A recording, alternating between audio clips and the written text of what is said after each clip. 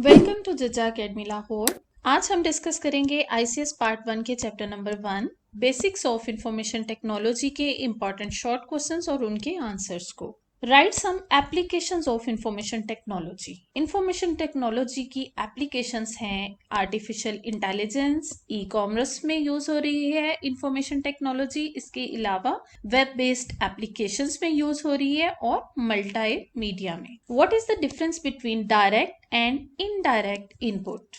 Direct input. User directly input data without use of an external device. जैसा कि source data entry devices हैं जिनमें OMR है, MICR, barcode reader and scanner.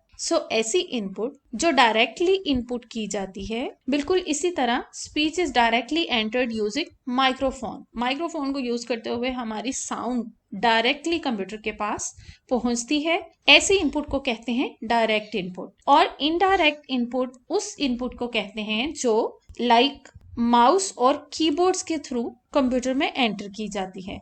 User input data with the help of external device like mouse and keyboard. Next question is what do you mean by QWERTY. मौजूदा keyboards का जो style है, जो तरतीब है कीज की, इस तरतीब को कहते हैं कवर्टी। और ये पहली लाइन की लेफ्ट मोस्ट 6 कीज को इकट्ठा करने से ये वर्ड बनता है। Layout of standard keyboard which is used nowadays describes the first 6 of alphabet letters. Next question is list some examples of pointing devices. Pointing devices जिनमें शामिल है mouse, track ball, pointing stick, touch pad, touch screen and light pen. इन devices के different images हैं यहाँ पर, जैसा कि pointing stick, mouse, joystick, track ball, touch pad and light pens. What do you know about mouse? State the basic use of mouse. Mouse is widely used pointing device. It controls the cursor on the screen. तमाम Poynting devices actually screen पर मौजूद cursor की position को control करने के लिए use होती हैं, और इस पर्पस के लिए सबसे ज्यादा कॉमनली यूज होने वाली पॉइंटिंग डिवाइस है mouse. It has 2 or 3 buttons to perform different tasks. Right button for right click, left button for left click and center button to drag on. Next question is identify 2 alternatives to a mouse. Track ball है, Poynting stick है, और इसके अलावा हमने ऊपर वाले question में different Poynting devices को डिस्कस किया। Okay, next question is how does track ball work. Right the use of track ball. देखिए, ट्रैक बॉल में जो बॉल लगी होती है वो इस डिवाइस के ऊपर लगी होती है, यानी ये पूरी जो डिवाइस है ट्रैक बॉल, ये एक जगह फिक्स रहती है। इसे अपनी जगह से हमें माउस की तरह इधर उधर घुमाना नहीं पड़ता, मूव नहीं करना पड़ता। इसलिए इस डिवाइस को कहते हैं कि ये एक स्टेशनरी डिवाइस है, यानी एक ही जगह पर रुकी रहती है और इसके बॉल की मूवमेंट के साथ कर्सर की मूवमेंट को कंट्रोल किया जाता है। इसके एक जगह रुके रहने की वजह से ये माउस की निस्बत कम स्पेस लेती है, और इस बॉल को आप रोटेट कर सकते हैं विद योर फिंगर्स और पाम ऑफ योर हैंड। इसके उलट अगर आप माउस को देखें तो माउस की ये वाली बॉल माउस की बॉटम यानी माउस के नीचे वाली जगह पर लगी होती है। अब तो वैसे आमतौर पे बॉल्स नहीं आती, अब लाइट यूज होती है उस पॉइंट पर, लेकिन जो पुराने माउस थे उनमें इसी तरह का बॉल माउस के नीचे होता था और माउस को इधर उधर मूव करने से ये बॉल रोटेट होता था, जिसकी वजह से स्क्रीन पर मौजूद कर्सर को कंट्रोल किया जाता था। नेक्स्ट क्वेश्चन है what is light pen. Light pen is a hand held pointing device जिसे आप अपने हाथ में पकड़ते हैं। It is connected by a wire to the computer. Wired भी होते हैं और वायरलेस भी होते हैं। Used by engineers and graphic designers. Different graphics को या ड्राइंग्स को बनाने के लिए इंजीनियर्स इस लाइट पेन को यूज करते हैं और स्क्रीन पर ड्राइंग्स बनाते हैं। नेक्स्ट क्वेश्चन है what is barcode reader. Barcode zebra lines की कलेक्शन होती है जो हर प्रोडक्ट के ऊपर बनी होती है, और ये एक यूनिक सीक्वेंस होता है जिसे रीड करने के लिए जो डिवाइस यूज होती है उसे कहते हैं barcode reader. It reads barcodes and translate them into digital signals. Uses laser beam to read barcode printed on different products. आपने हर बड़े ग्रोसरी स्टोर पर देखा होगा कि लाइक सोप है, शैम्पू है, कोई भी प्रोडक्ट है, उसके बार कोड को रीड किया जाता है ताकि उसकी प्राइस और उसकी अदर डिटेल जो है वो बिलिंग के लिए स्क्रीन पर रिट्रीव की जाए। ओके, नेक्स्ट क्वेश्चन देखते हैं। What do you know about pen based system? It allows to enter hand writing and marks using pen like stylus. Pen like device होती है, ये आप देख सकते हैं, ये पेन लाइक डिवाइस है जिसे यूज किया जाता है हैंड राइटिंग के लिए, स्क्रीन पर लिखने के लिए। इसे यूज करते हुए सिग्नेचर्स को भी इनपुट करवाया जा सकता है। Next question is what is OMR device? OMR stands for Optical Mark Recognition. It uses light beam to scan data. It is used to check tests such as SAT and GRE etc.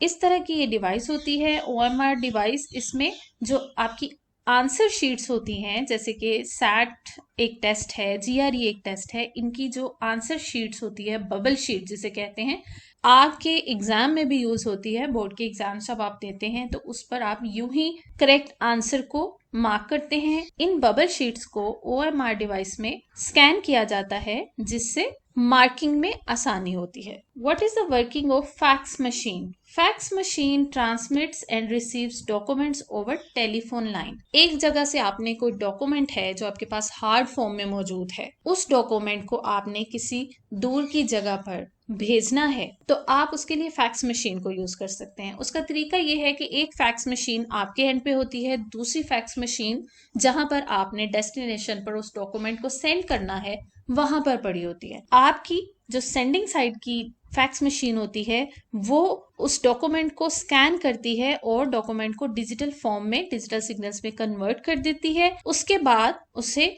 Destination fax machine पर भेजा जाता है जो कि receiving side पर मौजूद होती है और उस डिजिटल फॉर्म को दोबारा उसकी ओरिजिनल फॉर्म में कन्वर्ट करके उसे प्रिंट कर देती है और प्रिंट करके डॉक्यूमेंट बाहर आ जाता है। सो जो डॉक्यूमेंट की कॉपी आपके हाथ में होती है वही डेस्टिनेशन पर एज अ कॉपी ही रिसीवर को मिल जाती है। नेक्स्ट क्वेश्चन है state basic use of digital camera. What is digital camera? Digital camera आपके मोबाइल्स में जो कैमरा है वो डिजिटल कैमरा है। It stores images digitally in its memory, allows the user to edit the image and making photos is inexpensive and fast. Next question, write two differences between soft copy and hard copy. इसका answer मैंने आपको lecture के शुरू में बता दिया था। Output printed on paper is called hard copy. It is produced by printers and plotters. Soft copy is shown on the display screen and it is not tangible. आप इसे टच नहीं कर सकते। Why resolution is important for display screen? देखें, small dot on screen is called pixel. अगर आप एक page पर पेंसिल के साथ एक डॉट बनाते हैं, आपने लिखना है आई, सपोज आप यूं आई को लिखते हैं, इस हर पॉइंट को पिक्सल कहते हैं। जितने नंबर ऑफ पिक्सल्स यहाँ पर होंगे उतनी ही इमेज की क्लैरिटी होगी। लाइक अगर मैं अब इतने डिस्टेंस से ना इमेजेस को लिखूं बल्कि मैं इस तरीके से आई को बनाऊं तो यहाँ पर देखें जितने नंबर ऑफ डॉट्स में इंक्रीज कर रही हूँ उतना ही ये इमेज क्लियर हो रहा है और ये आपको आई बहुत क्लैरिटी के साथ नजर आ रहा है as compare to this image. ये डिफरेंस होता है रेजोल्यूशन का। जितने ज्यादा डॉट पर इंचेस होंगे स्क्रीन पर उतनी ज्यादा उसकी इमेज की क्लैरिटी होगी। So number of pixels on screen is called resolution and it is the image sharpness of a display screen. Next question, what is video adapter? Video adapter एक card होता है। It is a circuit board which is used to display graphics. जितना अच्छा high resolution का video adapter card आपके computer में लगा होगा उतनी ज्यादा अच्छी आपको स्क्रीन का डिस्प्ले मिलेगा, क्योंकि उतनी ही हाई रेजोल्यूशन होगी और number of colours and speed जिसके साथ इमेजेस डिस्प्ले स्क्रीन पर अपीयर होते हैं वो फास्ट होंगे, तो आपको इमेज की क्वालिटी बहुत अच्छी नजर आएगी। Next question is what is printer? How is printer resolution measured?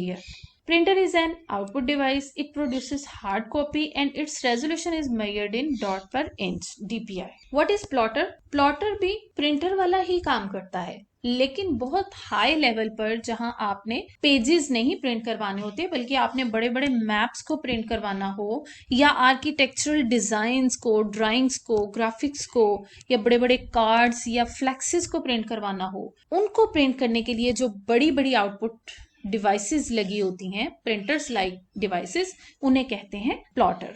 Next question है compare touch pad and touch screen. What is touch screen? How does touch pad work? ठीक है, ये डिफरेंट क्वेश्चंस हैं जो डिफरेंट बोर्ड के exams में आए हुए हैं। यहाँ से आप इनकी इंपॉर्टेंस का अंदाजा कर सकते हैं। सो अब हम देखते हैं टच पैड में और टच स्क्रीन में डिफरेंस। यहाँ पर आप इमेज देखें, आपके लैपटॉप का जो बॉटम एरिया होता है, यहाँ पर जहां आप फिंगर को पॉइंट करते हैं और आपका कर्सर मूव करता है, ठीक है, इस तरह की जो सरफेस होती है, इस तरह के जो पैड्स होते हैं, उन्हें कहते हैं टच पैड। जबकि टच स्क्रीन आपके मोबाइल्स की, आपके टैब्स की जो स्क्रीन हैं, जो सिर्फ और सिर्फ टच करने से डायरेक्टली इनपुट ले लेती हैं, यानी जहां पर आपने फिंगर रखी वो इनपुट थी। अगर आप कोई आइकन प्रेस करते हैं तो वो आपकी ऐप ओपन हो जाती है। इनकी डिटेल आप यहाँ से रीड कर सकते हैं। What is the difference between hardware and software? It's very important and very simple question. Software और हार्डवेयर में क्या फर्क होता है? सॉफ्टवेयर की बेसिक डेफिनेशन हम जानते हैं, it is a set of instructions given to computer to perform a specific task. जबकि hardware physical parts of computer को कहा जाता है। फिजिकल पार्ट्स का मतलब ऐसे पार्ट्स या कंपोनेंट्स ऑफ कंप्यूटर जिन्हें आप टच कर सकते हैं, जैसे keyboard, mouse, scanner, printer etcetera. Hardware और सॉफ्टवेयर में एक रिलेशनशिप होता है। हार्डवेयर को हम सॉफ्टवेयर यानी इंस्ट्रक्शंस के बगैर उससे काम नहीं ले सकते, और सॉफ्टवेयर को चलाने के लिए हमें हार्डवेयर की जरूरत होती है। So a software can not execute without a hardware and hardware can not work without a software. Software computer के वो पार्ट्स हैं which can not be touched and hardware can be touched.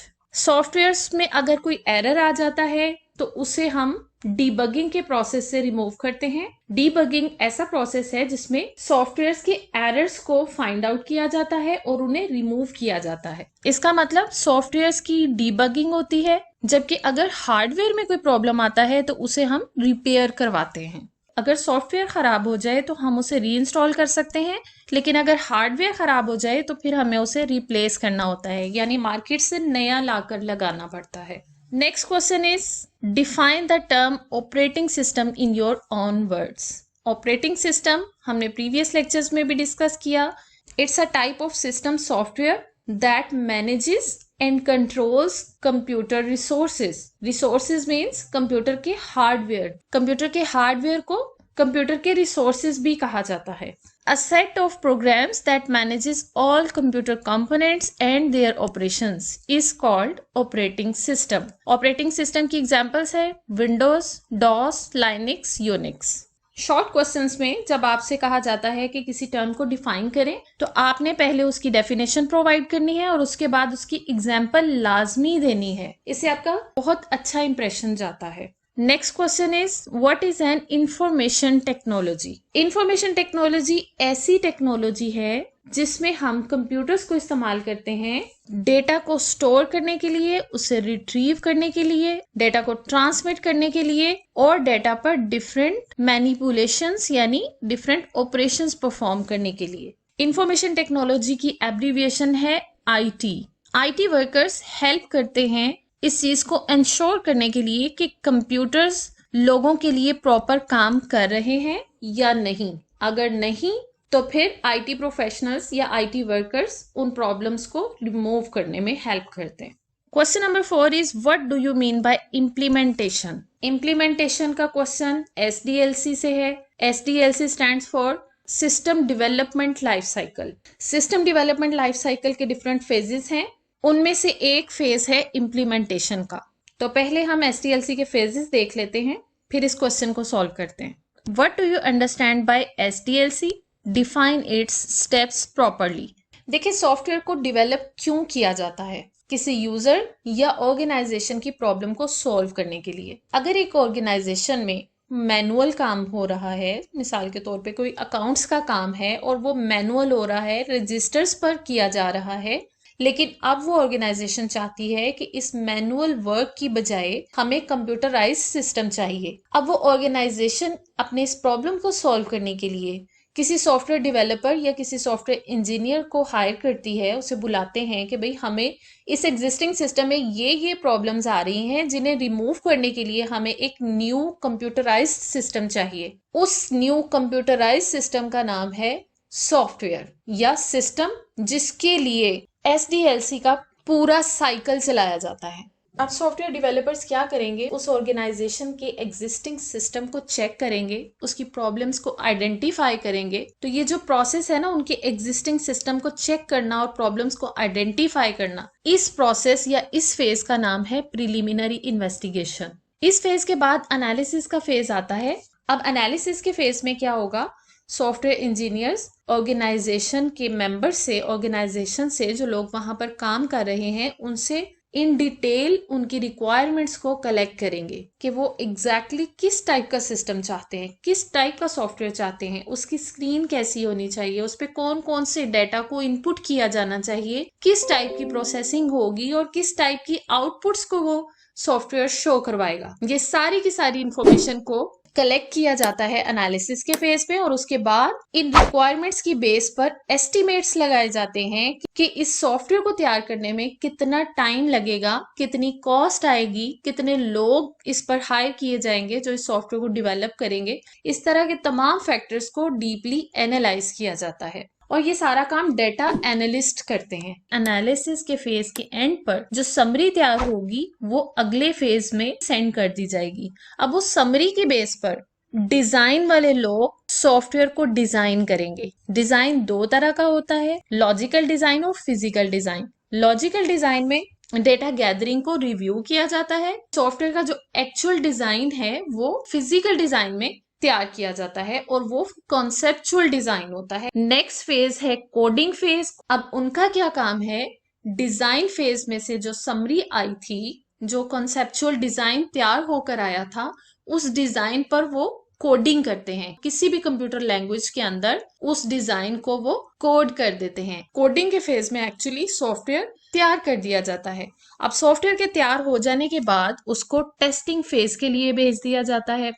Testing phase में उस newly developed software को test किया जाता है और ये देखा जाता है कि जो सिस्टम तैयार हुआ है क्या वो यूजर की रिक्वायरमेंट्स के मुताबिक है। जिस ऑर्गेनाइजेशन की हमने स्टार्ट में बात की, क्या जो रिक्वायरमेंट्स उसने कही थी उनको फुलफिल कर रहा है ये जो नया सिस्टम कोडिंग वालों ने डिजाइन किया है। अगर कर रहा है तो ठीक है, अदरवाइज अगर कुछ कमी है तो फिर टेस्टिंग वाले दोबारा उसको कोडिंग फेज के पास भेजते हैं। कोडिंग वाले उसे रिव्यू करते हैं। अगर कोई प्रॉब्लम्स आती हैं टेस्टिंग के दौरान तो उन्हें कोडिंग वाले रिमूव कर देते हैं, दोबारा टेस्टिंग वालों के पास भेजा जाता है। फिर टेस्टिंग के फेज में अप्रूव हो जाने के बाद, सक्सेसफुल हो जाने के बाद इम्प्लीमेंटेशन फेज में एंटर हो जाता है हमारा सॉफ्टवेयर। इम्प्लीमेंटेशन फेज में जो न्यूली डेवलप्ड सॉफ्टवेयर है उसको कंप्यूटर्स पर इंस्टॉल कर दिया जाता है ताकि लोग उसे इस्तेमाल करें। टेस्टिंग के फेज में एक और चीज मैं आपको ऐड कर दूं कि there are two types of testing, unit testing and system testing.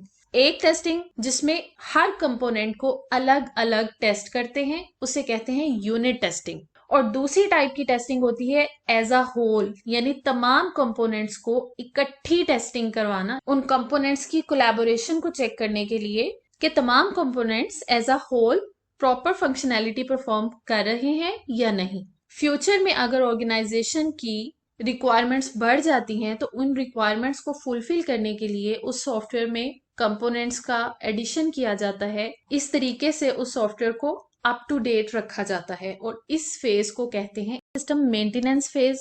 इन दो एरोस पर आप गौर करें, ये नॉर्मल फ्लो है, ऊपर से नीचे की तरफ डिफरेंट फेजेस में सॉफ्टवेयर मूव करता है। लेकिन अगर किसी स्टेप पर कोई प्रॉब्लम आती है तो रिव्यू के लिए पिछले वाले स्टेप पर उसे भेज दिया जाता है। इसी तरह अगर इन्हें लगे कि इससे भी पिछले फेज में कोई कमी रह गई है तो फिर सॉफ्टवेयर को इस फेज में दोबारा एंटर कर दिया जाएगा और यहाँ पर जो भी उसकी प्रॉब्लम्स होंगी उन्हें सॉल्व करने के बाद उसी तरतीब के साथ सॉफ्टवेयर अगले स्टेप्स में मूव करेगा। ये था SDLC software development life cycle. I hope SDLC से रिलेटेड आपको कोई भी शॉर्ट क्वेश्चन आ जाए, कोई भी MCQ आ जाए तो आप उसे इजीली अटेम्प्ट कर लेंगे। मिसाल के तौर पे ये क्वेश्चन देखें, what do you mean by implementation. तो हमने इसको डिस्कस कर लिया। In this phase the newly developed software is installed to solve the problems of users और organizations. Next question is state the purpose of data gathering. ये question भी SDLC से related है। डेटा को हम क्यों कलेक्ट करते हैं? यूजर से उसकी रिक्वायरमेंट्स पूछने के लिए, ताकि जो सिस्टम डेवलप किया जाए, जो सॉफ्टवेयर बनाया जाए, वो यूजर की रिक्वायरमेंट्स के एन मुताबिक हो। एक और क्वेश्चन देखते हैं जो SDLC से रिलेटेड क्वेश्चन है। Enlist any 4 data gathering techniques. ऐसे यूजर्स जो सॉफ्टवेयर डेवलप करवाना चाहते हैं, उनसे रिक्वायरमेंट्स गैदर करने के लिए जो टेक्निक्स यूज होती हैं उन्हें कहते हैं डेटा गैदरिंग टेक्निक्स, और वो है रिटन डॉक्यूमेंट्स। इसमें उन यूजर से कहा जाता है कि आप अपनी तमाम रिक्वायरमेंट्स डॉक्यूमेंट्स पर लिखकर हमें दे दें। नेक्स्ट टेक्निक है सैम्पलिंग। सैम्पलिंग टेक्निक तब यूज होती है जब डेटा को बहुत सारे लोगों से कलेक्ट किया जाना हो। नेक्स्ट टेक्निक है क्वेश्चनियर्स। क्वेश्चनियर्स में पेपर के ऊपर डिफरेंट क्वेश्चंस लिख दिए जाते हैं और यूजर्स को वो क्वेश्चनियर देकर, सवालनामा देकर उनसे आंसर्स ले लिए जाते हैं और उन आंसर्स की बेस पर यूजर्स की रिक्वायरमेंट्स को गैदर किया जाता है। नेक्स्ट टेक्निक है इंटरव्यूज की। पेपर पर लिखवा कर डेटा को गैदर करने के बजाय लोगों के इंटरव्यूज कर लिए जाते हैं। उनके इंटरव्यू सेशंस ऑर्गेनाइज किए जाते हैं जिसमें उनसे क्वेश्चंस पूछकर डेटा एनालिस्ट्स यूजर्स की रिक्वायरमेंट्स को कलेक्ट करते हैं। Another important question is what is logical design of the system? We already have discussed what is logical design of system. Next question is define system maintenance phase. ये भी हम discuss कर चुके कि maintenance phase में software को up to date रखा जाता है। Describe coding phase of SDLC. इसकी डिटेल्स भी मैंने ऑलरेडी आपको बता दी। Why interviews are conducted? Interviews को क्यों कंडक्ट किया जाता है? Interviews is a primary technique for information gathering. ये भी हम डिस्कस कर चुके हैं कि it is used to gather और collect users requirements. Next question is why it is important to test a system before use. Obviously system को इस्तेमाल करने से पहले उसको टेस्ट किया जाना जरूरी है, ताकि अगर कोई ऐसा पॉइंट रह गया है जो यूजर की रिक्वायरमेंट थी लेकिन वो फुलफिल नहीं हो सका, तो उसे रिव्यू में भेजा जा सके, सॉफ्टवेयर की इस कमी को दूर किया जा सके, इसलिए टेस्टिंग की जाती है। अब देखते हैं basic units of data storage. Data storage से रेलिवेंट जितने क्वेश्चंस हैं उन्हें सॉल्व करने से पहले हम बेसिक यूनिट्स को डिस्कस कर लेते हैं। List 4 basic units of data storage. Data storage का स्मॉलेस्ट यूनिट है बिट। 1 बिट डेटा स्टोरेज का मतलब है कि मेमोरी के अंदर, 1 बिट मेमोरी के अंदर आप या तो 0 स्टोर करवा सकते हैं या 1 स्टोर करवा सकते हैं, यानी सिर्फ एक डिजिट स्टोर करवा सकते हैं। बिट के बाद आता है बाइट। 8 नंबर ऑफ बिट्स की कलेक्शन को हम कहते हैं 1 बाइट। 1 बाइट के बाद 1 किलोबाइट है, and 1 kilobyte is equal to 2 raised to power 10 bytes. Then comes 1 megabyte. 1 megabyte is equal to 2 raised to power 20 bytes. 1 gigabyte is equal to 2 raised to power 30 bytes. And 1 terabyte is equal to 2 raised to power 40 bytes. इस picture में जो बाकी details mention है वो आप read कर लीजिएगा। इस टॉपिक पे मैंने ऑलरेडी लेक्चर डिलीवर किया हुआ है, उसका लिंक भी मैं डिस्क्रिप्शन बॉक्स में डाल दूंगी। अगर आपने बाकी डिटेल्स को चेक करना हो तो आप मेरा वो लेक्चर सुन सकते हैं। अब हम डेटा स्टोरेज से रिलेटेड क्वेश्चंस को सॉल्व कर लेते हैं। Convert 145 MB of memory in bytes. अभी हमने पिक्चर में देखा कि 1 MB is equal to 2 raise to power 20 bytes. इसका मतलब ये है कि m की वैल्यू है 2 raise to power 20। So m को हम रिप्लेस कर देंगे इसकी वैल्यू के साथ। तो अगर 1 MB में 2 रेज टू पावर 20 बाइट्स हैं, तो फिर 145 MB में 145 multiplied by 2 raise to power 20 bytes होंगी। सिंपली क्या किया, m को रिप्लेस कर दिया इसकी वैल्यू के साथ 2 रेज टू पावर 20। इसी तरह अगर आपसे पूछा जाए किलो बाइट्स को बाइट्स में कन्वर्ट करना, तो उसकी वैल्यू यहाँ पर गिवन है 1K is equal to 2 raise to power 10 bytes. Gigabytes में 2 रेज टू पावर 30 बाइट्स और टेराबाइट में 2 रेज टू पावर 40 बाइट्स होती है। Next related question is identify 220 MB of memory into bytes. बिल्कुल सिमिलर क्वेश्चन है। As we know 1 MB is equal to 2 raise to power 20 bytes. So 220 MBs will be equal to 220 multiplied by 2 raised to power 20 bytes. Define bit and byte. Bit is the smallest unit of data storage and byte is a combination or group of 8 bits. Next question is convert 128 bits into bytes. ये थोड़ा सा different question है। जब हमने bits को bytes में convert करना हो तो हमें पता है कि एक बाइट में 8 बिट्स हैं, इसलिए हमने नंबर ऑफ बिट्स को डिवाइड करना है 8 पर। 1 byte is equal to 8 bits. 128 bits will be equal to 128 divided by 8 bytes. So 128 bits are equal to 16 bytes. अब हम बाकी इंपॉर्टेंट क्वेश्चंस देखते हैं। Why we need training of new users for new software? ये भी SDLC से related question है। नए सिस्टम पर काम करने के लिए यूजर्स की ट्रेनिंग क्यों की जाती है? डेफिनेटली नए सिस्टम की नो हाउ देने के लिए, नए सिस्टम को सिखाने के लिए यूजर्स को ट्रेन किया जाता है ताकि उन्हें नए सिस्टम को इस्तेमाल करने में प्रॉब्लम्स ना हो। Next very important question is what is computer or define a computer. Computer obviously is a combination of hardware and software. It's an electronic machine that accepts data, processes it and converts it into meaningful information. Next question is what is the use of utility program? Utility programs are examples of system softwares.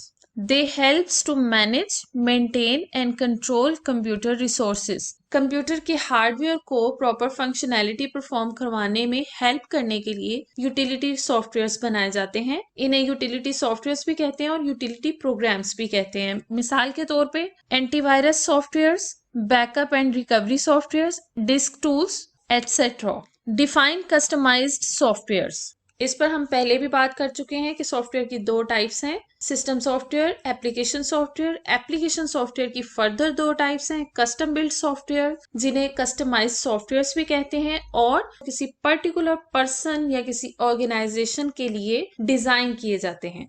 मिसाल के तौर पर college administration system software, examination का software या patient information system वगैरह। What is system? List different components of system. Set of integrated devices that input, output, process and store data or information. उसे system कहते हैं। System और computer एक ही चीज है। अब कंप्यूटर के कंपोनेंट्स या सिस्टम के कंपोनेंट्स क्या होंगे? Input unit which is a set of input devices to take input from users. Output unit to represent the output. Processing unit, for example, central processing unit or storage unit. ये चार primary components होते हैं computer के या system के। Compare system software with application software. System software is a general purpose software whereas application software is a specific purpose software. System software is used to manage hardware जबकि application software user oriented होता है, मतलब users की needs को fulfil करने के लिए बनाया जाता है। System software executes all the time, जैसे कि ऑपरेटिंग सिस्टम है तो ऑपरेटिंग सिस्टम जब तक आपका कंप्यूटर ऑन रहता है तब तक ऑपरेटिंग सिस्टम इन एग्जीक्यूशन रहता है, जबकि एप्लीकेशन सॉफ्टवेयर्स तभी एग्जीक्यूट होते हैं जब इनकी जरूरत हो। सिस्टम सॉफ्टवेयर्स की डेवलपमेंट कम होती है as compare to application softwares. System softwares are mandatory for computers जबकि एप्लीकेशन सॉफ्टवेयर्स ऑप्शनल सॉफ्टवेयर्स होते हैं। Next question is discuss concept of global village. Idea that people are connected by easy travel, mass media and electronic communications and have become a single community. Internet is the best example of global village. Village कहते हैं एक small community को जहां पर लोग एक दूसरे के साथ स्ट्रांगली कनेक्टेड होते हैं। इंटरनेट ने विलेज के कॉन्सेप्ट को ब्रॉड कर दिया है, इसे ग्लोबल यानी पूरी दुनिया पर एक्सपेंड कर दिया है। पूरी दुनिया के लोगों को इंटरनेट के जरिए, कम्युनिकेशन चैनल्स के जरिए एक दूसरे के बहुत करीब कर दिया है। दुनिया के एक कोने में बैठा हुआ पर्सन दुनिया के दूसरे कोने में बैठे हुए पर्सन के साथ विद इन सेकेंड्स कम्युनिकेट कर सकता है। इस कॉन्सेप्ट को कहते हैं global village. Why does application softwares need operating system?